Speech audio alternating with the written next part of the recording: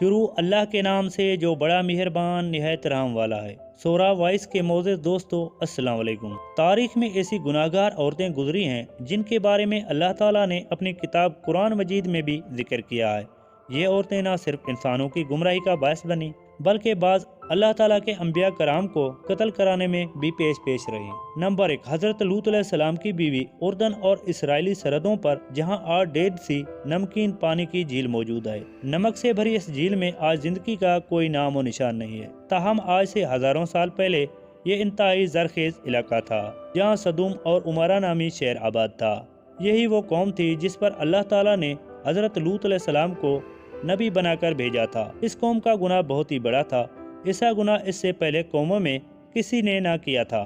اس قوم کے مرد مردوں کے ساتھ اور عورتیں عورتوں کے ساتھ بدکاری کرتی تھی۔ حضرت لوط علیہ السلام کی بیوی جس کا نام ویلا تھا، وہ بظاہر تو حضرت لوط علیہ السلام کی بیوی تھی، لیکن وہ اندر سے کافر تھی۔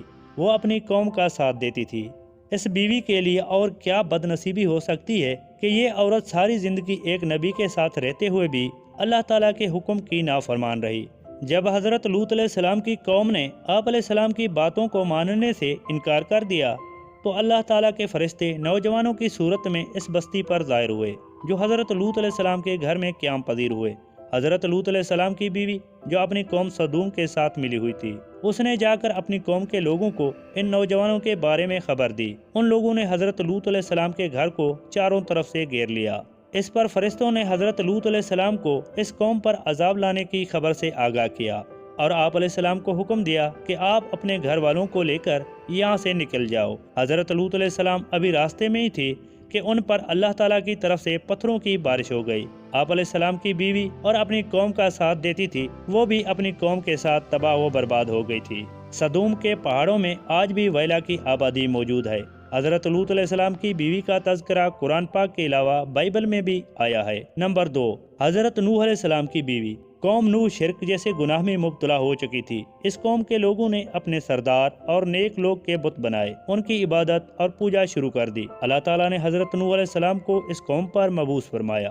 یہ قوم اتنی ظالم اور نافرمان تھی، اس قوم کے لوگ آپ علیہ السلام کے گھر داخل ہو کر آپ علیہ السلام پر ظلم کرتے اور آپ علیہ السلام کو بے یار و مددگار چھوڑ جاتے۔ حضرت نوح علیہ السلام کو مجلسوں سے نکال دیا جاتا تھا۔ حضرت نوح علیہ السلام کی بیوی بھی ان کافروں سے ساتھ ملی ہوئی تھی۔ مفسرین حضرت نوح علیہ السلام کی بیوی کا نام واہلہ یا واگلہ بیان کرتے ہیں۔ یہ عورت کافر ہی نہیں بلکہ ان کا رہن سہن بھی کافروں جیسا تھا۔ حضرت نوح علیہ السلام کی بیوی کافروں میں شریک ہو کر آپ علیہ السلام کو دیوانہ اور مجنون قرار دیتی تھی۔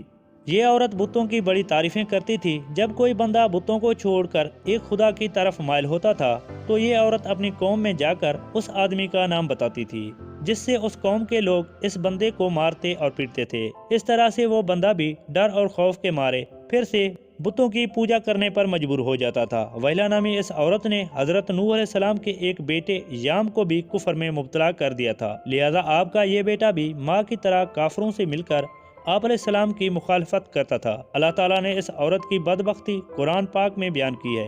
اس کی تفسیریں احوال بائبل میں بھی درج ہیں۔ جب اللہ تعالیٰ نے حضرت نوح علیہ السلام کی قوم پر سیلاب کا عذاب نازل کیا تو آپ علیہ السلام کی بیوی اور نافرمان بیٹا یام بھی اپنی قوم کے ساتھ برباد ہو گئے۔ نمبر 3، دلیلہ وہ عورت ہے جس کا نام کئی صدیوں سے بے وفائی اور دغا بازی میں بہت ہی مشہور ہے۔ دلیلہ کا ذکر قرآن پاک اور بائبل میں پڑھنے کو ملتا ہے۔ واقعہ کچھ یوں ہے کہ حضرت موسیٰ علیہ السلام کی وفات کے بعد بنی اسرائیل کی قوم عمالقہ کے محکوم بن گئی تو اللہ تعالیٰ نے اس قوم میں بہت ہی طاقتور لڑکے کو پیدا کیا جس کا نام سمسن تھا۔ سمسن اس قدر طاقتور تھا کہ اکیلا ہی کئی ہزار بندوں کا مقابلہ کر لیتا تھا۔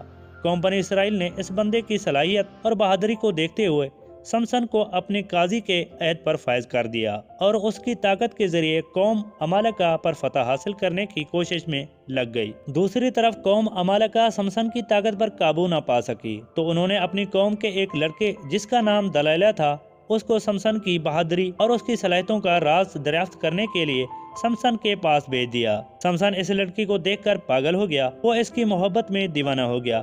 اس نے اس لڑکی کو اپنی صلاحیت کے سب راز بتا دیے۔ سمسن نے کہا کہ اس کی طاقت کا راز اس کے لمبے بال ہیں۔ ایک دن موقع پاتے ہی دلیلہ نے سمسن کے لمبے بال کاٹ دیے اسی رات قوم امالکہ نے بھی سمسن پر حملہ کر کے اس کو گرفتار کر لیا۔ جب ایک دن قوم امالکہ سمسن کو گرفتار کر کے جشن منا رہی تھی تو سمسن نے اللہ تعالیٰ سے دعا کی، اے اللہ تعالیٰ مجھے معاف کر دے۔ اللہ تعالیٰ نے سمسن کی دعا قبول کرتے ہوئے اس کے تمام طاقت واپس لوٹا دی۔ جس ستو کے ساتھ سمسن کو باندھا گیا تھا، سمسن نے اس ستو کو اپنی طاقت سے کھینچا تو سارے کا سارا محل زمین پر گر گیا، جس کے نتیجے میں دلائلہ اور قوم امالکہ بے شمار لوگ موت کے گھاٹ اتر گئے تھے۔ نمبر 4 پہ ہے جیزبل لبنان کی بادشاہ کی بت پرست بیٹی تھی۔ اس کی شادی قوم بنی اسرائیل کے بادشاہ آخیب سے ہوئی۔ جیزبل نے نہ صرف آخیب کو بت کی پوجا پر لگایا بلکہ تمام ریاست میں ایک خدا کو ماننے کے بجائے بے شمار بت بنا دیے گئے تاکہ لوگ ان بتوں کی پوجا کرتے ہوئے گمراہی سے باہر ہی نہ نکلیں۔ ایک دن قوم کے نیک بندے یرمیہ علیہ السلام نے جیزبل اور اس کے شہر کو کہا کہ تم سب لوگ بت کی پوجا کرنے کے بجائے ایک خدا کی عبادت کیا کرو، اس میں ہی تمہاری بھلائی ہے۔ اس ظالم عورت نے نیزے کا اتنا شدید وار کیا جس کی وجہ سے وہ بوڑھا آدمی شہید ہو گیا۔ حضرت یرمیہ علیہ السلام نے اس عورت کو بد دعا دی کہ بہت ہی جلد تیرے حسین و جمیل بدن کو کتے نوچ نوچ کر کھا جائیں گے۔ اس کی بد دعا اللہ تعالیٰ نے اس قوم پر حضرت الیاس علیہ السلام کو بھیجا، تاہم یہ ملک ایمان لانے کے بجائے آپ علیہ السلام کو بھی مارنے کے لیے تیار ہو گئے۔ پھر ایک دن حضرت یرمیہ علیہ السلام کی بد دعا رنگ لائی اور ملک اسرائیل پر سرحدوں کے قبائل وحشی نے حملہ کر دیا۔ ان لوگوں نے ملکہ جیزبل کو زخمی حالت میں سڑک پر پھینک دیا، یہاں تک کہ بہت سے جنگلی کتے جیزبل کے ارد گرد جمع ہو گئے۔ کتے نے لاش کو نوچ نوچ کر کھا لیا۔ نمبر 5 پہ عطالیہ حضرت الیاس کے دور سے تعلق رکھنے والی ایک جیزبل کی بیٹی تھی جس کا نام عطالیہ تھا۔ یہ لڑکی بھی اپنے ماں کی طرح بہت ہی حسین و جمیل تھی، یہ بھی کافر تھی۔ اس کی شادی یہودیہ کے بادشاہ یورام سے ہوئی تھی۔ اس قوم میں بھی ہر جگہ بتوں کی عبادت ہونے لگی۔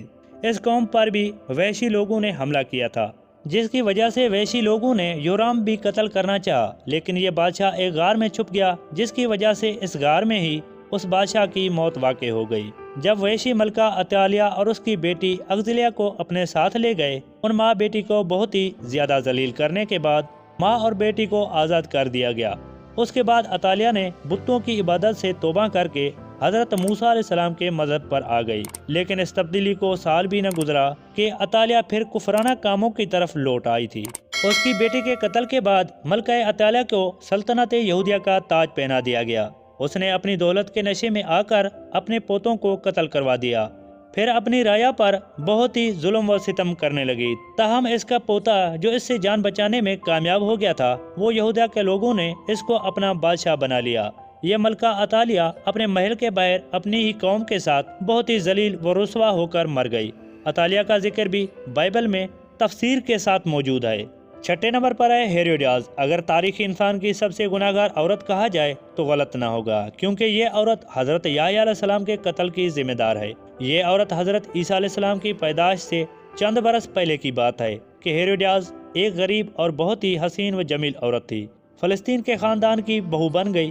ابتدا میں اس کی شادی شہنشاہ کے دوسرے بیٹے ہیروڈ سے ہوئی تھی اور اس ہیروڈیاس کے گھر ایک لڑکی پیدا ہوئی۔ تاہم جب وراثت تقسیم کے بعد جب ہیروڈیاس نے دیکھا کہ سب سے زیادہ طاقت فلپ بھائی اینٹی باس کے حصے میں آئی ہے تو اس نے بھی اپنے شوہر کو چھوڑ کر اینٹی باس سے شادی کر لی۔ ان دنوں میں اللہ تعالیٰ کے نبی حضرت یحییٰ علیہ السلام، جنہیں اہل کتاب یوحنا کے نام سے پکارتے ہیں، لوگوں کو درس و تدریس دینے لگے۔ ہیروڈیاس کو آپ کی دینی باتیں پسند نہ تھی، جس کی وجہ سے اس نے حضرت یحییٰ علیہ السلام کو گرفتار کروایا۔ ہیروڈیاس نے کافی بار کوشش کی کہ وہ اپنے شوہر اینٹی باس سے آپ علیہ السلام کو قتل کے احکامات جاری کرے، تاہم اینٹی باس ایسا نہ کر سکا۔ ہیروڈیاس کی بیٹی سلومی اب جوان ہو چکی تھی۔ جب اس نے حضرت یحییٰ علیہ السلام کی معصومیت اور نور کو دیکھا تو آپ علیہ السلام پر فدا ہو گئی۔ اس نے آپ علیہ السلام کو گناہ کی دعوت دی، لیکن آپ علیہ السلام نے اس کی طرف آنکھ اٹھا کر بھی نہ دیکھا۔ اب یہ دونوں ماں اور بیٹی یحییٰ علیہ السلام کے خلاف ہو گئی۔ ایک دن بادشاہ اینٹی باس کے سامنے سلومی نے بہت ہی بےہودہ ڈانس کیا۔ رقص کرتے ہوئے اس نے اپنے جسم کے سارے کپڑے اتار دیے۔ اس رقص میں بادشاہ نے بہت ہی دلچسپی لی۔ اس کو سلومی کا یہ رقص بہت ہی پسند آیا۔ اس نے سلومی سے کہا کہ تم کیا مانگنا چاہتی ہو، میں تم کو حاضر کر دیتا ہوں۔ اس عورت نے جواب دیا کہ میں چاہتی ہوں کہ تم حضرت یحییٰ علیہ السلام کو قتل کر دو۔ بادشاہ کے بھرے ہوئے محفل میں سلومی سے عہد کر چکا تھا، اس نے حضرت یحییٰ علیہ السلام کو شہید کر دیا۔ اس طرح سلومی اور اس کی ماں اس گناہ میں بھی شامل ہو گئی۔ 7ویں نمبر پر ہے ام جمیل، ابو لہب کی بیوی تھی جس کا اصل نام عروہ بنت حرب ہے۔ اس کی آنکھیں کا بھیگا پن نمایاں تھا جس کی وجہ سے اس کو لوگ کانی بھی کہا کرتے تھے۔ قرآن پاک میں اللہ تعالیٰ نے ابو لہب اور اس کی بیوی کو انتہائی سخت الفاظ میں کہا ہے۔ اس کی وجہ ابو لہب اور اس کی بیوی کا نبی اکرم صلی اللہ علیہ وسلم کے سخت مشرکانہ رویہ ہے۔ یہ دونوں میاں اور بیوی آپ علیہ السلام کو تکلیف اور اذیت پہنچانے کا کوئی بھی موقع ہاتھ سے نہیں جانے دیتے تھے۔ روایت کے مطابق ام جمیل نبی کریم صلی اللہ علیہ وسلم کی راہ میں کانٹے بچھایا کرتی تھی۔ جب سورۃ لہب نازل ہوئی تو ابو لہب کی بیوی غصے سے بے قابو ہو گئی اور بہت ہی بڑا پتھر اٹھا کر مکہ میں آپ علیہ السلام کی تلاش میں نکل پڑی۔ یہ کعبہ میں ابو بکر رضی اللہ تعالیٰ عنہ کے سامنے اس حالت میں آئی کہ اس کے منہ سے جاگ نکل رہی تھی۔ یہ نبی اکرم صلی اللہ علیہ وسلم کے خلاف انتہائی نازیبہ الفاظ بھی پڑھ رہی تھی۔ حالانکہ آپ علیہ السلام اس وقت حضرت ابو بکر کے ساتھ ہی موجود تھے، لیکن اللہ تعالیٰ کی رحمت و کرم سے ام جمیل آپ علیہ السلام کو نہ دیکھ سکی، وہاں سے گھر کی طرف روانہ ہو گئی۔ بے شک ام جمیل تاریخ کی بدبخت ترین عورتوں میں شامل ہے، کیونکہ اس نے نبی آخر الزمان سرور کائنات وجہ تخلیق خیالات حضرت محمد صلی اللہ علیہ وسلم کو بے شمار تکلیفیں پہنچائی۔ معزز دوستو، ہماری دعا ہے اللہ تعالیٰ ہر کسی کو سیدھے راستے پر چلنے کی توفیق عطا فرمائے، آمین۔ آج کی ویڈیو میں تھا بس اتنا ہی۔ اسی مزید اسلامی اور معلوماتی ویڈیو دیکھنے کے لیے ہمارے چینل کو سبسکرائب کر لیں۔ شکریہ، اللہ نگہبان۔